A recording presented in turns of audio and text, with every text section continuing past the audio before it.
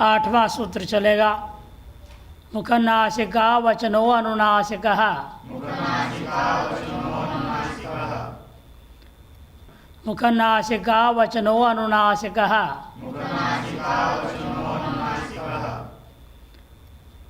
मुखनासिका वचनः और अनुनासिकः दो पद है। मुखनासिका वचन प्रथमा का एक वचन और अनुनासिका भी प्रथमा का एक वचन। अधिकतर संज्ञा सूत्रों में प्रथमांत ही हुआ करते हैं, सामान्य नियम। इसे मुखनासिका वचन में दो समास है, एक के भीतर एक है, बहुरी समास है, और बहुरी समास के पेट में द्वंद्व समास है।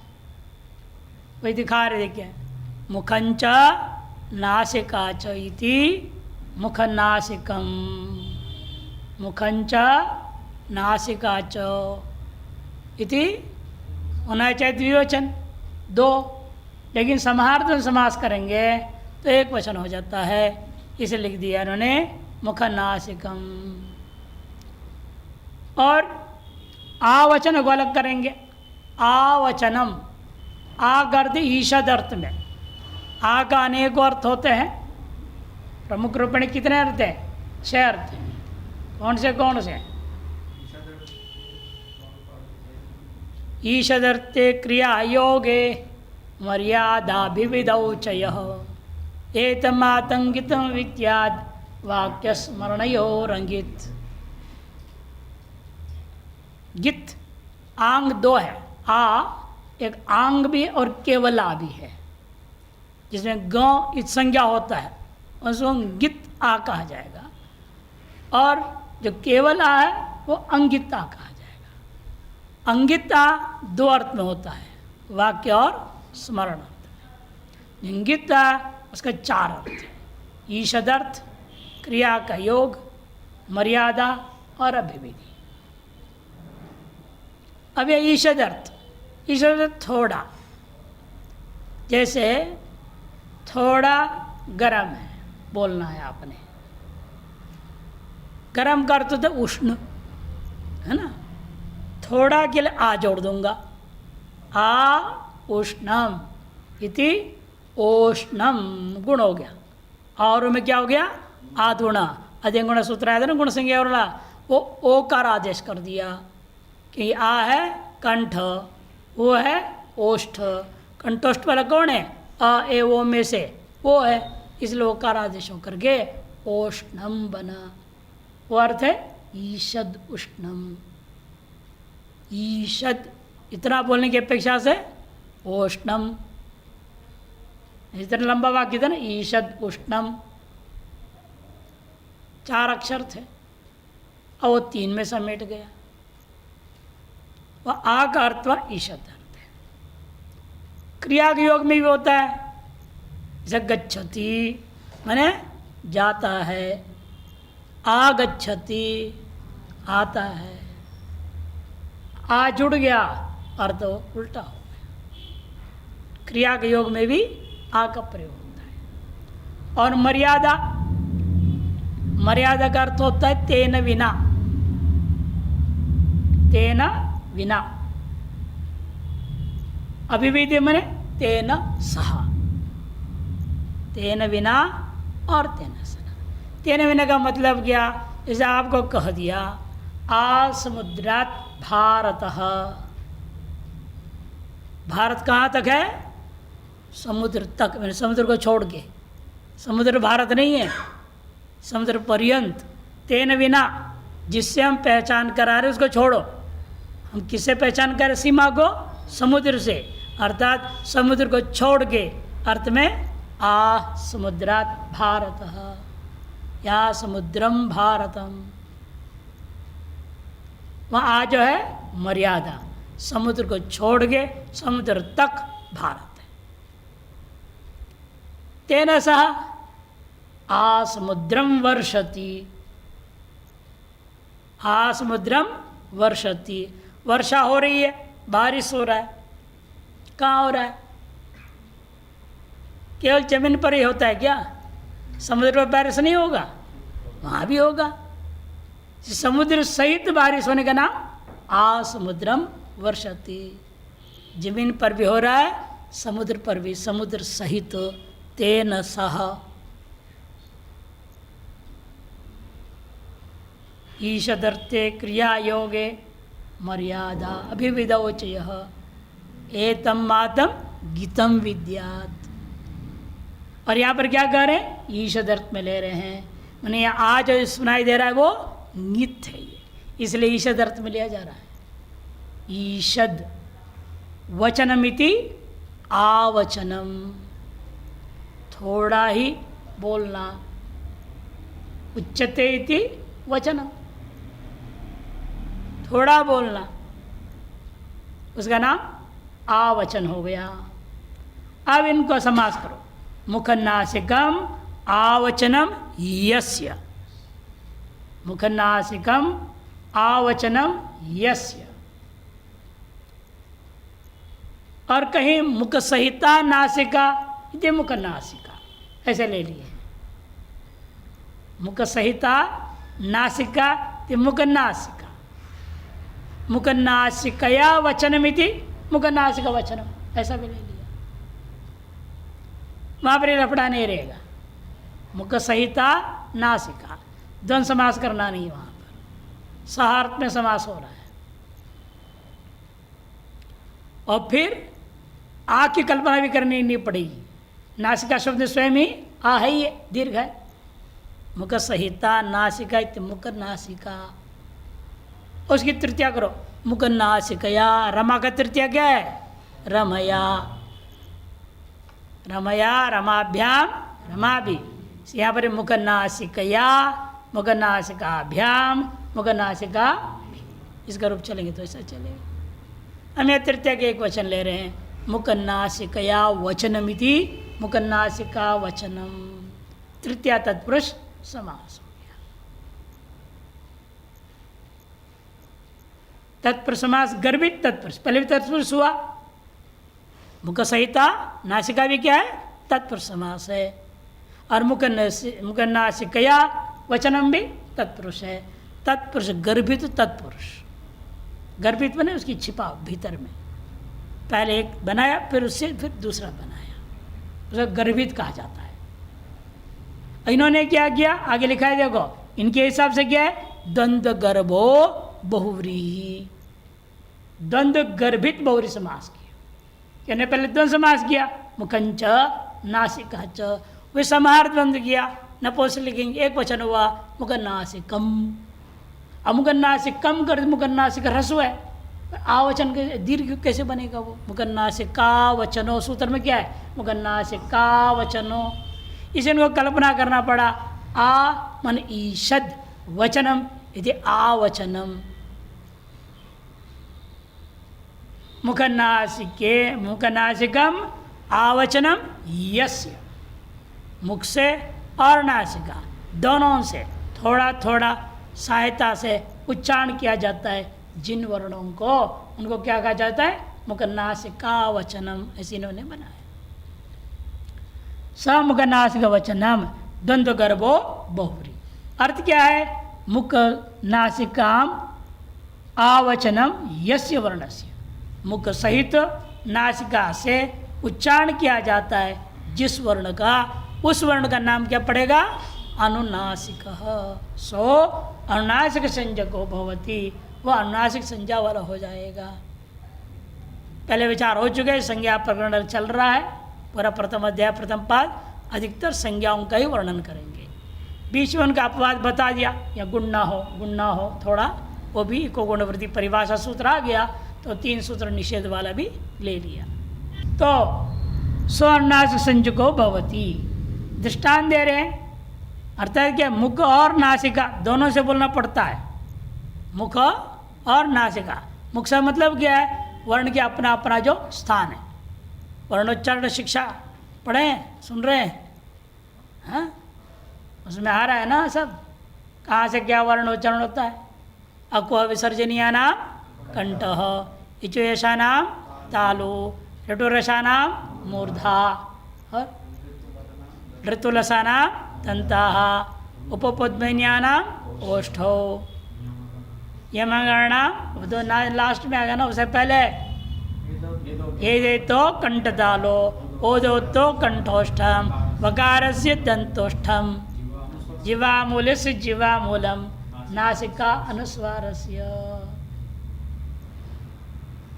है मालूम है ना ये सब? सुना है? नहीं सुना?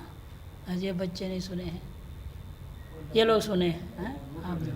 आप लोग सुने हैं? हाँ, लघु वृत्ति में भी आता है, वर्णोच्चारण शिक्षा का मूल आधार ही है। इस वजह मुख में आस्ये भवम इति आस्यम, आस्य माने मुंह, उसके अंदर जो अलग अलग स्थान वर्णन किया, कंठ है, तालु है, ओष्ठ है, दंत है, ऊपर कैसा मूर्धा है, ऐसा अलग अलग स्थान है। ये बोलना होता है क्या होता है? आपको लगता है नहीं धड़ धड़ बोलते हैं, इन वास्ते हो क्या रहा है? वहाँ से इधर से निकलता है श्वास, हवा, हवा यहाँ निकल के उधर टक्कर मारता है, टक्कर मार के बाहर आता है। जब टक्कर मार के बाहर आएगा, आपको अधिकतर यहीं से हम बोल रहे हैं, नासिका से बोलना तो क्या होता है? थोड़ा हवा यहाँ से आएगा, थोड़ा हवा नासिका से निकलेगा ऊपर से, इधर से इधर पीछे है छेद, नासिका ना, वहाँ से मुंह में आने का रास्ता है। इसलिए यहाँ से पानी पिएंगे, यहाँ से गिराएंगे, अंदर से रस्सी भी डाल देंगे, हाँ करके रस्सी खींच देंगे, सूत्र नीति किया है ना? हाँ, नहीं किया तो करा देंगे।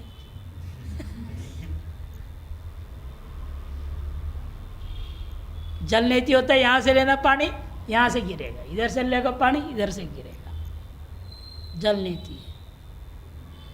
सूत्र नीति यहाँ से डालो, बीच छेद से निकलेगा, यहाँ आने से पकड़ो, यूँ खींचो, सूत्र नीति। सारा छेद खुल जाएंगे, और छेद खुलने से दिमाग खुल जाएगा, आंखों के लिए बहुत बढ़िया। इसलिए श्वास जो है, जो यहाँ से निकल रहा है, वो नाक से भी निकलना चाहिए। इसलिए ईषद का थोड़ा इधर से थोड़ा उधर से निकल जाए, तब अनुनासिक संज्ञा हो जाएगा वर्ण का। जैसे अभ्र अभ्र यहाँ नहीं हो ना नासिका से, जब कहूँगा तो कंठ से आ रहे और न वो साथ में नासिका भी जुड़ गया, थोड़ा दोनों थोड़ा थोड़ा मिल के निकल जाए, तब उसका नाम अनुनासिक हो जाता है। अभ्र अपह, ऋग्वेद का मंत्र है 4:48 से, निरुक्त में भी आ गया 5:5 में। ऐसे और दृष्टांत दे रहे, चना इंद्र, आंगो अनुनासिक सूत्र है, आंगो अनुनासिक छंदसी, आंगो अनुनासिक छंदसी 6:1-102 का है। अगले पृष्ठ में दिया है सूत्र, 10 नंबर पेज में देख लो, तीसरी पंक्ति ऊपर से, आंगो अनुनासिक छंदसी। उसने आंग को क्या कर दिया? अनुनासिक कर देता है। कहाँ करता है? लेकिन वेद में, छंदसी माने वेद मात्र में। इसे सब वेद मंत्र दृष्टांत दिया, अभ्र अपह, चना इंद्र, दोनों वेद के मंत्र हैं। और लोक में अनुनासिक का दृष्टांत क्या है? धातु पाठ में बहुत सारे अच्छे हैं। धातु पाठ में जो अच्छे हैं, जिनकी संज्ञा आप करते हो, वो सभी अच्छ क्या होता है? अनुनासिक होता है, तभी वो इत संज्ञा होगा, नहीं तो नहीं हो पाएगा। तो सूत्र क्या कहता है? उपदेशे अच अनुनासिक इत। उपदेश में जो अनुनासिक कच्छ होता है, उसी का इत संज्ञा होता है। और उपदेश क्या है आपका? धातु भी है। धातु सूत्र गणोनादि वाक्यलिंगानुशासनम आगमा प्रत्यादेशा उपदेशा प्रकीर्तिता, इन्हें उपदेश कहा जाता है। ये नहीं कि बैठे प्रवचन दे रहे उपदेश, लोग बोलते ना, कई लोग आते हैं, महाराज को जो उपदेश दे दो, वो उपदेश नहीं। हमारे व्याकरण में उपदेश क्या है? धातु का नाम उपदेश। ये जो सूत्र पढ़ रहे हो, ये जो सूत्र का नाम उपदेश, धातु सूत्र।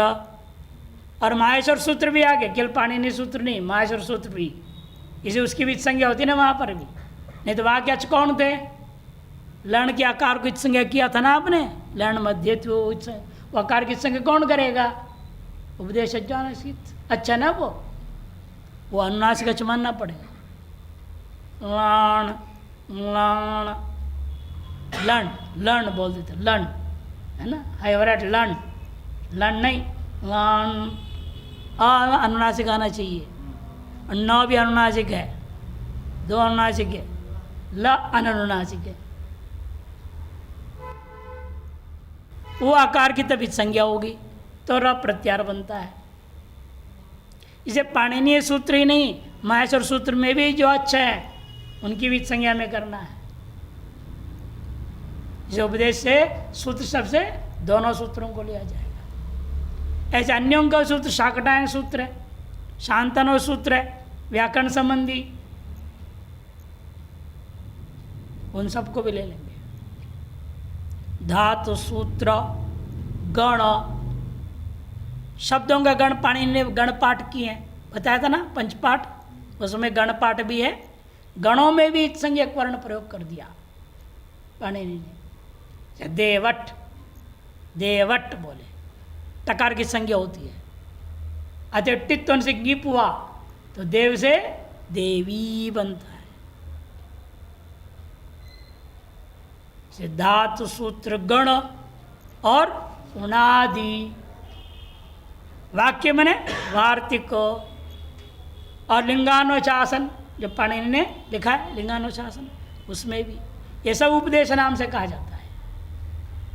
आगम, प्रत्यय और आदेश, ये सब के सब उपदेश सबसे कहे जाते हैं। लिखना है श्लोक, लिखो श्लोक। धातु सूत्र, धातु सूत्र गणोनादि, धातु सूत्र गणोनादि, वाक्य लिंगानुशासनम, वाक्य लिंगानुशासनम, आगमा प्रत्ययादेशा, कहीं आगम ही है, आगम प्रत्ययादेशा, आगम प्रत्ययादेशा, उपदेशा प्रकीर्तिताः, प्रकीर्तिताः। दोबारा बोलता हूँ। धातु सूत्र गणोनादि, वाक्य लिंगानुशासनम, आगमो प्रत्ययादेशा, उपदेशा प्रकीर्तिताः। आगम प्रत्ययादेशा, कहीं के आगमा प्रत्ययादेशा कर देता है, ये ठीक नहीं है। आगम प्रत्ययादेशा वो ठीक है। आगम, प्रत्यय और आदेश, ये भी सब उपदेश शब्द से कहा जाता है। इसलिए यहाँ उपदेशच अनुनासिक इत, उससे क्या है, जितने भी अनुनासिक इच्छ है धातु पाठ में उनका भी इस संज्ञा होता है। इन्हें दृष्टांत दिया, जैसे सोंग, सोंग,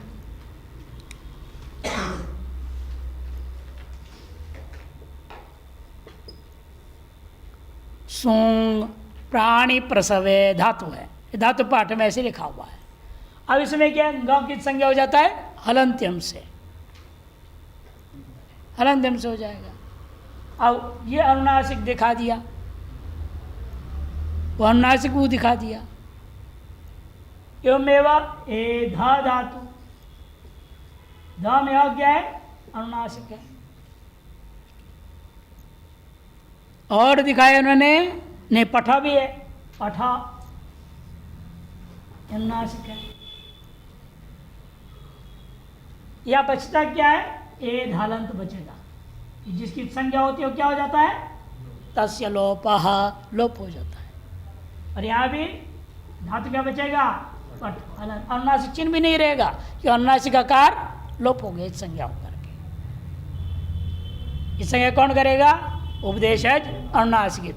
अनुनासिक कौन किया? कौन किया अनुनासिक इनको? अनुनासिक संज्ञा करता है सूत्र। अनुनासिक बनाया किसने इसको? पाणिनि। सीधी सी बात। धातुपट किसने लिखा? धातुपट किसने लिखा? पाणिनि लिखे ना। सब पाणिनि ऐसे लिख दिया। हम समझ गए अनुनासिक संज्ञा वाला इन्होंने बना करके लिखे हैं, और उसकी संज्ञा करके लोप कर दूंगा। बचेगा एद और पठ। एधते, पठती, ये सब प्रयोग होने लग जाएंगे। और दिया गाध्री। री जो अनुनासिक है यहाँ पर, री जो है अनुनासिक। गाध्री विलोड़ने। पठ व्यक्तावाची एध वृद्धौ। एध धातु वृद्धि अर्थ में होता है। शुंग प्राणी प्रसवे। पठ व्यक्तावाची स्पष्ट बोलना, व्यक्तवाची स्पष्ट बोलना। गाध्री विलोड़न है, विलोड़न करना, कोई चीज़ को विलोड़न करना। दाल वगैरह ना मथनी से यूँ विलोड़न करते हैं। दही होता है, विलोड़न करेंगे मक्खन निकलेगा नहीं। तो गाध्री विलोड़न है। यहाँ पर भी रीत संज्ञा है, इसलिए अनुनासिक होने से संज्ञा नहीं तो नहीं होता। जैसे आपका क्री धातु है, यह क्री अनुनासिक नहीं है, इसका लोप नहीं होता, क्री बचता है। करोती है ना, री रहता है तभी रूप बनेगा। जहाँ संज्ञा है वहाँ लोप हो जाएगा। इसे आप बचेगा क्या? धातु गाध बचेगा यहाँ। और क्री में री के अनुनासिक न होने से इत संज्ञा नहीं होगा, लोप नहीं होगा, केवल यहाँ की संज्ञा होगा। हलंत्यम से क्री बच गया। डुक्री में डू भी इत संज्ञा हो जाता। आदिर इटुडवः, विसूत्र है ना, आदिर इटुडवः रटा है ना, उसमें आया है आदिर इटुडवः। इसे क्री डुक्री में से क्री बचा, और यार री बचता नहीं क्योंकि अनुनासिक री है। यह फर्क समझ लो। ऐसे आकार में भी धातु का भी यही देखो, प में अ है ना, ठ में अ जो है इस संज्ञा के लोप हो गया अनुनासिक होने से। इन प के आकार अनुनासिक नहीं था, अतः इस संज्ञा का लोप नहीं हुआ, आकार बच गया। उच्चारण हो गया। जैसे पठती पठता पठंती, पठसी पठता पठता, पठामी पठावा पठा।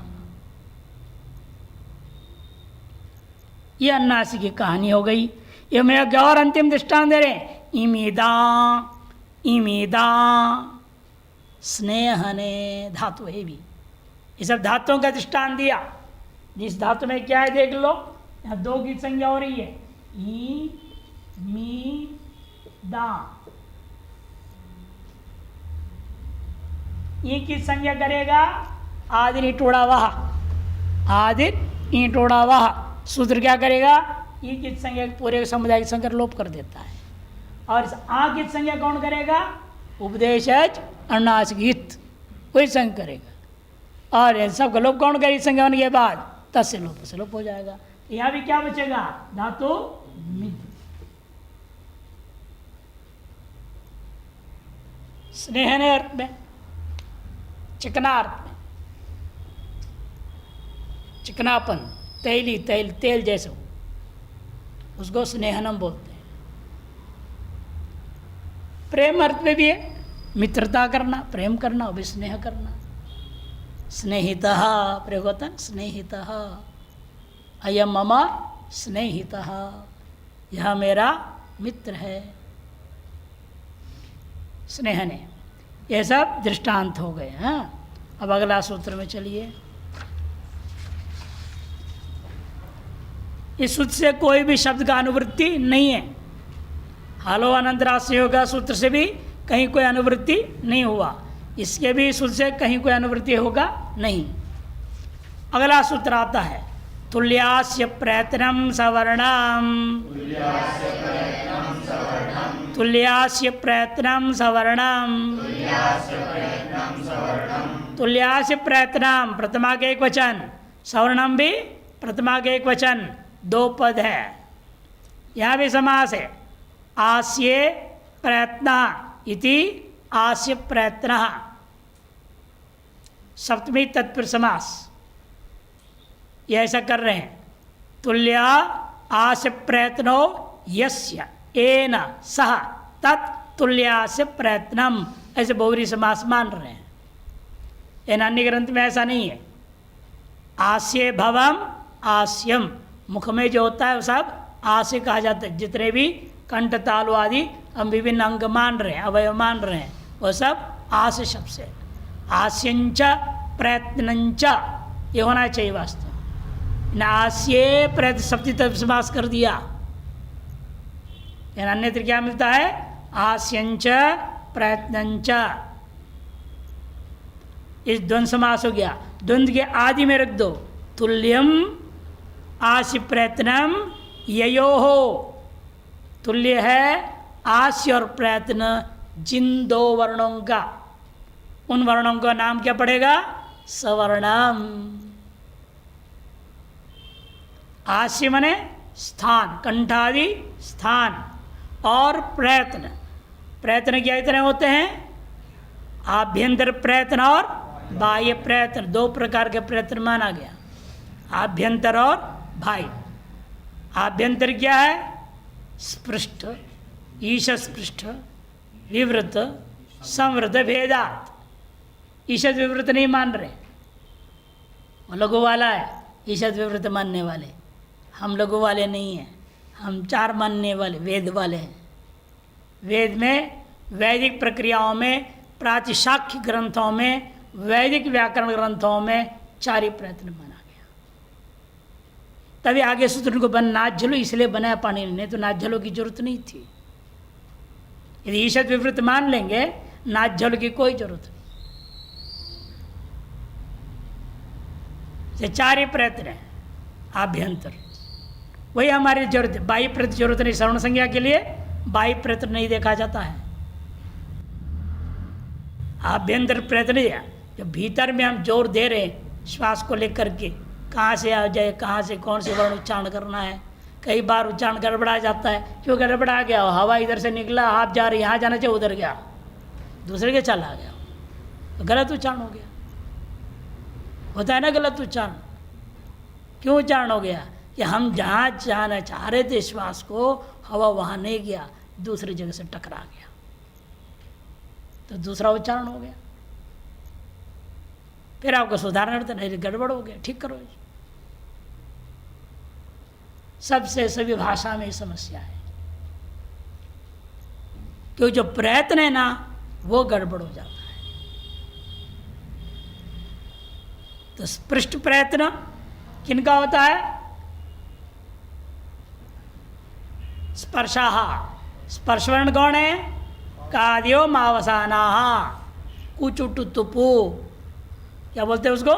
कुचुटुतुपु, काद्यो मावसाना। क से लेकर के, क है आदि में और म है अंत में। क ख ग घ च छ ज ज य ट ठ ड ढ ण त थ द ध न प फ प प म।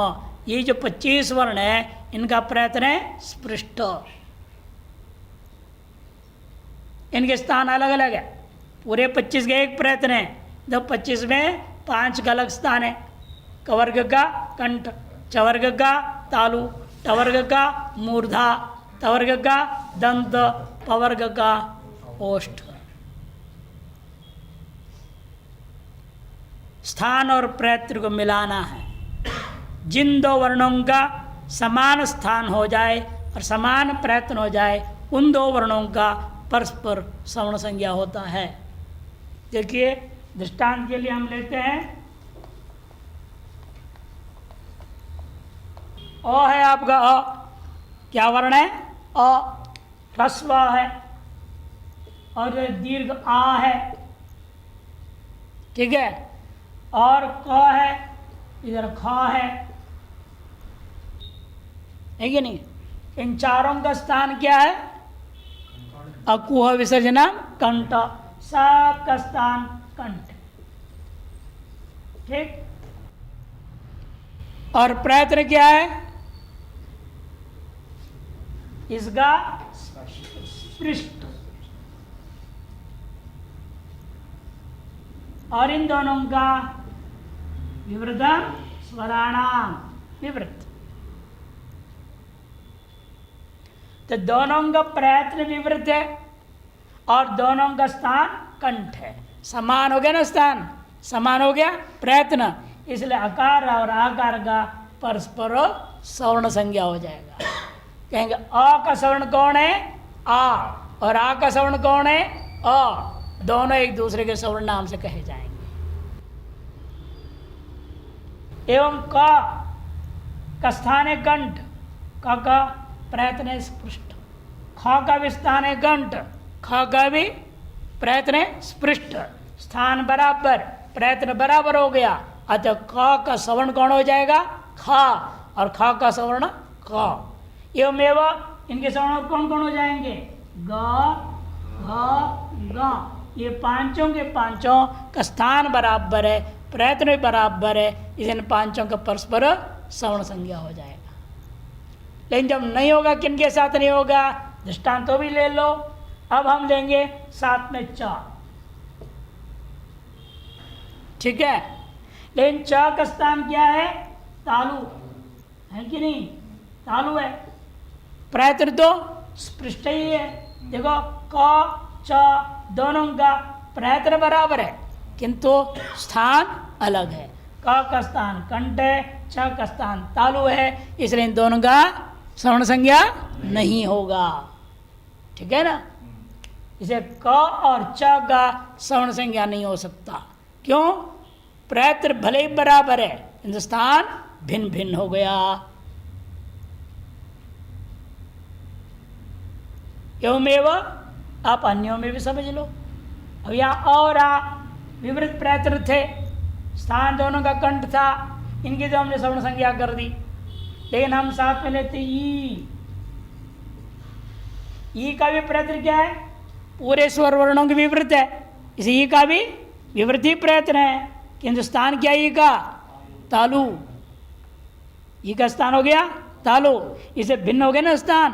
प्रयत्न एक होने पर भी स्थान भिन्न होने से अकार और इकार का सवर्ण संज्ञा नहीं होगा। ये तो हमने दृष्टांत दिया जहां प्रयत्न समान है, स्थान भिन्न होने पर सवर्ण संज्ञा नहीं हुआ। उल्टा भी दृष्टांत दो। स्थान बराबर है, प्रयत्न भिन्न हो गया। स्थान बराबर है, प्रयत्न भिन्न हो गया, इसलिए सवर्ण संज्ञा नहीं हो सकता। हाँ, यहीं पर मिलेगा। अ और क दोनों का स्थान क्या है? बराबर है, कंठ है, किंतु अ का प्रयत्न विवृत है, क का प्रयत्न स्पृष्ट है, प्रयत्न भिन्न हो गया, अतः अ और क के बीच में सवर्ण संज्ञा नहीं हो सकती। तो समझ में आएगा ना स्पष्ट?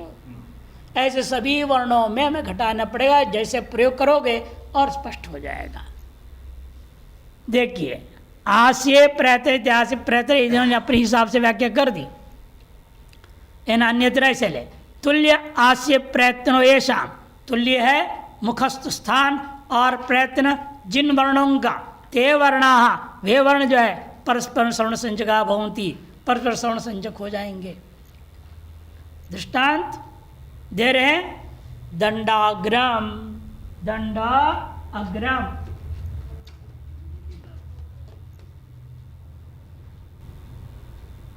दंडा अग्रम दृष्टांत दे रहे। दंडा में ड में क्या है? अ है यहाँ, और अग्रम में भी अ है ना? अब इसका भी स्थान कौन है? कंठ, उसका भी स्थान कंठ, इसका प्रयत्न विवृत और उसका भी प्रयत्न विवृत, अतः एक दूसरे का सवर्ण संज्ञा है। तब एक सूत्र आपने रटे हैं, अकह सवर्णे दीर्घः, अकह सवर्णे दीर्घ, इसको हम मानेंगे अक। अक प्रत्यार में आता है ना, री तक है अक प्रत्यार, अ को इसलिए अक मानो, ठीक है। और इस अ को भी अक में है, इसको अक नहीं बोलूंगा, इसको क्या कहूंगा, सवर्ण अ। ये क्या कहता है, अक से पर में सवर्ण होना चाहिए, इसे इसको कहूंगा मैं ये सवर्ण अ। अब अक से पर में सवर्ण अ मिल गया है ना। इन दोनों का स्थान और प्रयत्न बराबर होने से पूर्व में विद्यमान अक्रूपी आकार का सवर्ण आकार हमको पर में मिल गया। इसे इन दोनों के स्थान में एक दीर्घ आदेश कर देना। दीर्घ क्या होगा, आ। दीर्घ कितने हैं हमारे पास, कितने दीर्घ है, हाँ 8 है। आ, ई, ऊ, री, री नहीं होता, री का दीर्घ नहीं होता, लकार से दीर्घा भाव पढ़ा नहीं क्या, री का दीर्घ नहीं होता, ये ओ आई औ ये सब दीर्घ होते हैं। 4 वहां हो गए, 4 इधर हो गए, 4 और 4 8। 8 दीर्घ में से मैं आ ही क्यों कर रहा हूं, अरे दीर्घ करना बोल दिया, कोई भी दीर्घ को बिठा दो, हैं सवर्ण भी मिल गया है ना, और भी सवर्ण हो जाएंगे। कंठत्व ना, ए ओ आई ओ में किया, चारों में कंठ है, प्रयत्न भी बराबर है, पूरे अच का विवृत प्रयत्न है। हम आ भी बिठा सकते हैं, आई, ए आई ओ भी बैठ सकते हैं, उनमें भी कंठ है ना, कंठ तालु कंठोष्ठम, क्यों नहीं करेंगे। आपको कहना पड़ता है स्थानांतरतम, इनका स्थान कौन है, कंठ, पूर्णतया मिलना चाहिए। और उसमें क्या है, ये अवयव में अधिक है, केवल कंठ है क्या, ये और में क्या अधिक है, तालु अधिक है, वो रव में ओष्ठ अधिक है, इसे वो नहीं बैठ सकते। अतएव आ बैठ गया तो रूप क्या बन गया, दंडाग्रम, दंडाग्रम बना। एवमेव अगला दृष्टांत भी दे रहे हैं, खट्वा, वहां एक ह्रस्व एक दीर्घ दे रहे जान करके, पीछे वाले को बदल रहे हैं, खट्वा अग्रम, खट्वा अग्रम, यह वे दीर्घा है और पर में ह्रस्व आकार है, फिर भी दोनों का स्थान प्रयत्न सब बराबर, इसे दीर्घ आकार भी क्या है, अक में आएगा। अतएव आ हो गया, उसे पर में सवर्ण अ है, दीर्घ आदेश करना है तो यहां भी आकारी आदेश हो जाएगा, तो क्या बनेगा, खट्वाग्रम, खट्वाग्रम, दंडाग्रम, खट्वाग्रम, दंड का अग्रभाग और खाट का अग्रभाग। खाट माने बेड, बेड सोने का, अंग्रेजी में बेड बोलते हैं, कॉट भी बोलते हैं, COT कॉट, BD बेड भी बोलते हैं, नहीं हिंदी में खाट बोलते हैं, संस्कृत में खट्वा। मैम ने सूत्र प्रयोग किया ना, महोक्ष खट्वांगम परशुरजिनम भस्म फणिनः। शिव जी के पास यही सामान थे, मोक्ष बूढ़ा बैल, कोई कारवार नहीं था, हाँ बूढ़ा बैल उनका वाहन है, मोक्ष और खट्वांगम। अभी हाथ जब तक थक जाए तो चाहे ना डंडा फंडा पकड़ने, होता है ना, हंस दंड बोलते रखते हैं, और उनके पास वो भी नहीं था, किसी का टूटा हुआ खाट का टुकड़ा पड़ा था, पैर, वो पैर को पकड़ लिया, वहाँ रख दिया। खट्वांगम, फरसु, लकड़ी काट के आग तापने के लिए कैलाश पर्वत में रहते हैं, ठंडा रहता है, ये परसु। अजिनम, यहाँ तो बढ़िया बड़े कपड़े पहनते हो, उनके पास तो चमड़ा था। शिव जी इतने गरीब है लेकिन सब कुछ देते हैं, जितना मांगो उतना देने में तत्पर है। खैर विषयांतर हो जाएगा।